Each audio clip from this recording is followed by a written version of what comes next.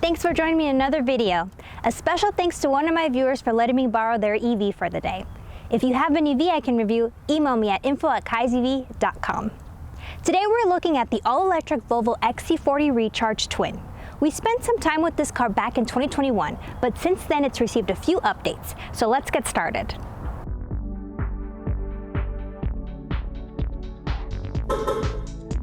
The XC40 is built on a platform that supports multiple powertrain types. This vehicle can be purchased as a hybrid, but of course we're focusing on the pure electric version. The XC40 Recharge behind me is a 2023 model loaded with the ultimate trim level, so it's got all the bells and whistles. Now if you're considering this EV, you've got 3 trim options. First up is the Core, starting at $55,000. The Plus starting at $57,000, and finally the Ultimate, which begins at $60,000. Currently, it's only offered in one electric powertrain with twin motors, but for the 2024 models, people in the US will get the option to order a single motor variant. The XC40 Twin gets 223 miles of range, is all-wheel drive, has 402 horsepower, and accelerates 0 to 60 in 4.7 seconds. It's a quick SUV. For charging, Volvo lists the car to charge 10 to 80% with the 150 kilowatt DC fast charger in 37 minutes. All right, let's shift our focus to the exterior. The Volvo XC40 Recharge has a unique and stylish exterior. It recently received a mild refresh, which we can see in the front.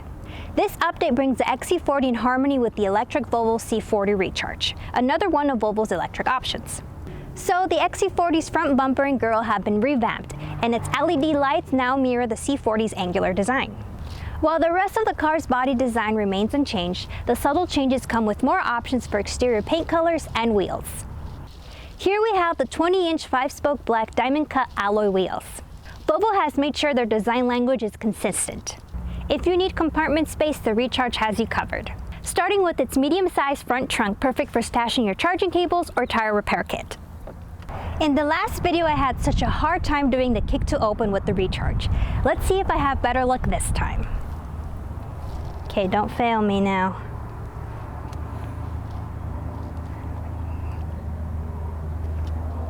Okay, I'm gonna approach it coming from this side and be like, oh, hello. Okay. Not the first try, but it still worked. With the rear seats up, you get 16 cubic feet of space in the back, and with the seats down, it increases to 57.5 cubic feet. Its cargo space is smaller compared to the Tesla Model Y, which has a capacity of 72.1 cubic feet of room with the rear seats down. However, the Recharge still provides a useful amount of room for luggage and large items. With the higher level trims, you get these nice hooks back here. When folding up the floor, you can hook bags to secure them for moving around. There is also a 12-volt power outlet. That's useful. The dimensions for the Volvo come in at a height of 65 inches, width with mirrors is 80.1 inches, length is 174.8 inches, and the ground clearance is 7.1 inches. Inside, we are greeted by leather-free materials and minimal stylish designs. Plus, check out this fancy gear selector. With the ultimate trim, we have extra features like a heated steering wheel, moonroof with a powered shade, heated rear seats, and it's equipped with the Harman Kardon premium sound system. This fancy sound system has 13 hi-fi speakers, including an air-ventilated subwoofer. I'm not an audiophile, but I think it sounds pretty good. In the center is a 9-inch display, and in front of the driver is a 12.3-inch instrument panel. Interestingly, the infotainment system is powered by Android with Google built in. So that means Google Assistant, Google Maps, and Google Play will be right at your disposal whether you like it or not. It's important to note that this isn't Android Auto. It's full Android running in the car. You do still have the option to use Android Auto or Apple CarPlay though. One of the things that I liked the last time I reviewed this car was how well it did planning out charging stops on a long route. Let's get some help from Google Assistant. Hey Google, route me to San Diego. San Diego is 5 hours, 23 minutes from your location by car and light traffic.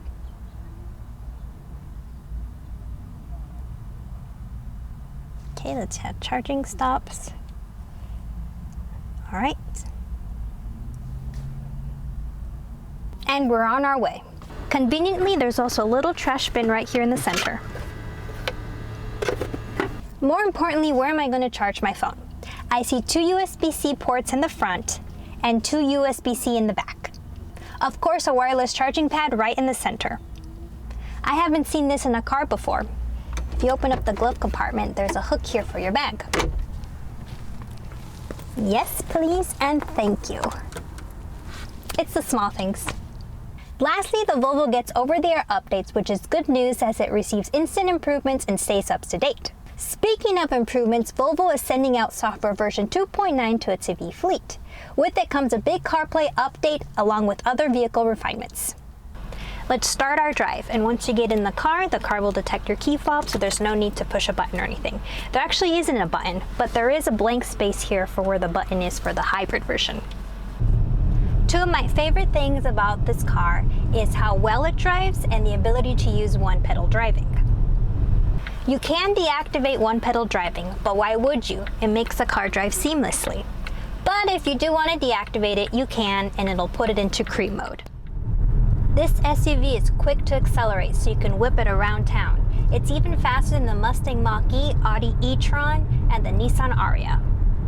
The ride is actually really comfortable, and there is minimal noise inside the cabin. And the seats are really nice, too. It has a mix of practicality for your everyday drives and a bit of excitement with those twin motors. I really appreciate all the seating adjustments in this car. I can perfectly see over the hood, and I have a clear view of my surroundings. The car is packed with a lot of safety features. One of my favorites is the 360-degree view camera. So it helps you park and it helps you avoid obstacles. It's also equipped with blind spot warning and rear cross traffic detection. And it helps you stay in your lane by nudging you when you go out of your lane to help you stay focused.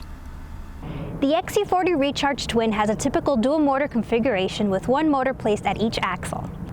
These motors have a gear ratio of 8.57 to 1 and are able to achieve maximum torque between 1 and 4,350 RPM and maximum power between 4,350 and 13,900 RPM. Each motor is capable of outputting 150 kilowatts for a total of 300 kilowatts and 660 Newton meters of torque. Since this car has the ultimate trim, it features a heat pump which can really help out by heating the cabin efficiently in cold weather. The overall driving efficiency of this car is pretty poor though. This trim gets an EPA rating of 85 miles per gallon equivalent. Looking at the Mustang Mach-E all-wheel drive, which gets 93 mpge, and ID4, which gets 99 mpge, it ends up being pretty inefficient compared to other EVs in its class. The battery is located on the floor of the car, which gives it a low center of gravity. It's got a total capacity of 78 kilowatt hours with 75 kilowatt hours usable, and is built on a 400-volt architecture. Since this is a multi-platform car, they needed to put batteries wherever they could, so the area where a drive shaft normally would go contains batteries as well. Unfortunately, this makes it so you don't get a flat floor in the back like you do with other electric cars. This car has an 11 kilowatt onboard charger, and Volvo states that on a 150 kilowatt fast charger, it'll take 37 minutes to charge 10 to 80%.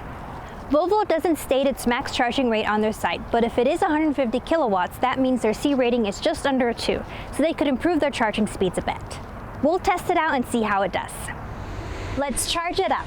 We're currently at 17% and we're going to charge up to 80%.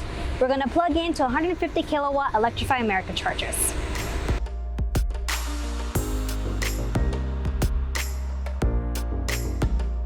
Not surprising, there was an Electrify America charger down, but we were lucky to find an open spot. Total time to charge was 35 minutes, and the fee at these chargers was 48 cents per kilowatt hour pre-tax. The final cost was $28.98. With our data points charted out, we can see a pretty normal charging curve. The peak was 144 kilowatts, around 27%, and it dipped down around 66%. So it's in line with what Volvo states, going 10 to 80% in 37 minutes.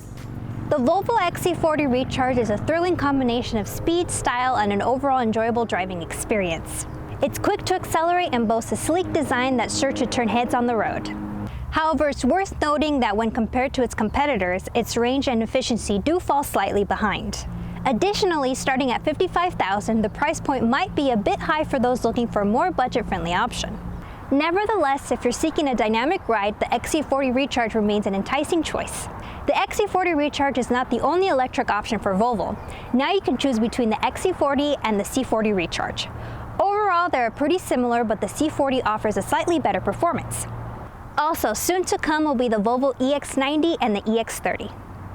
Thanks for spending time with me today. Make sure to subscribe for more EV content and follow me on social media at KaiZV and Kai's Tesla. Kai's my dog. And check out my website for more EV resources at kaizv.com. That's all for now, and happy charging.